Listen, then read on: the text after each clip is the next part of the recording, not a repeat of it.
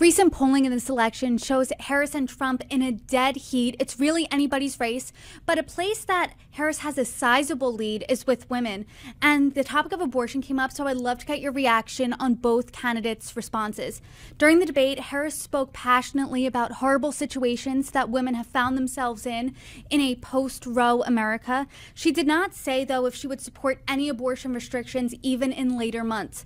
Donald Trump didn't definitively say if he would veto an abortion ban, and he said that Democrats would want to execute a baby after it is born.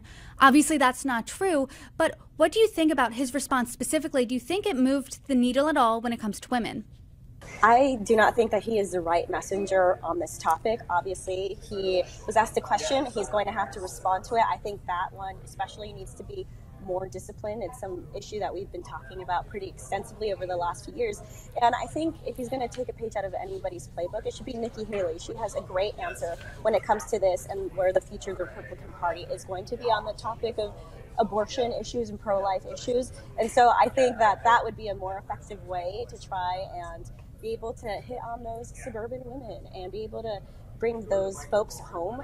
That is one of the most important voting blocks in politics, and I don't know that he necessarily made any headway with them on this issue specifically, but women are also not single issue voters. None of us are, and I know voting bloc is a single issue voter. So I think that, of course, women are going to be looking at other answers as well, but this is a hot topic right now, and I think he needs to reel that answer in a little bit. It's interesting, the mood and temperament of the debate the day after, this time opposed to June. I was talking to a Democrat after the debate, and they said that I feel like a Trump supporter did back in June because the tides have shifted. There is this overarching sense that Harris came out of that debate victorious. Do you think that this debate for Trump was as devastating as the June one was for Biden? And what's the course correction here for Trump? I don't think it was as devastating. I don't think it was great. I also don't think his performance last time around was that great. It was just in comparison to Biden, he did way better, heads and shoulders better.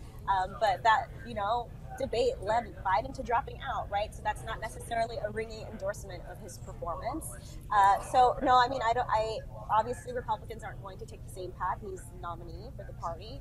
But I think that a way to course correct is perhaps don't bring in, Matt Gaetz and Laura Loomer to prepare you for debates, because you could tell the difference between the two, who took the debate prep seriously, right? Maybe actually bring in operatives who have that experience, who are experts in this. If you are to do another debate moving forward, which I think the American people deserve. And I think that's probably one of the best things that he can do is sort of take it more seriously. He's a very confident person.